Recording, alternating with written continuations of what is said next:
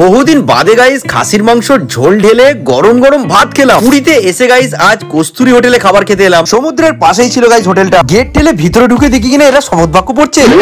না না, তোমরা দেখো মেনু কার্ডটা এমন ভাবে তিনজনে দেখছে মনে হচ্ছে খাবার ঠিক করছে না সমুদ্র বাক্য পড়ছে। এটা তুমি ধরে ফেলে।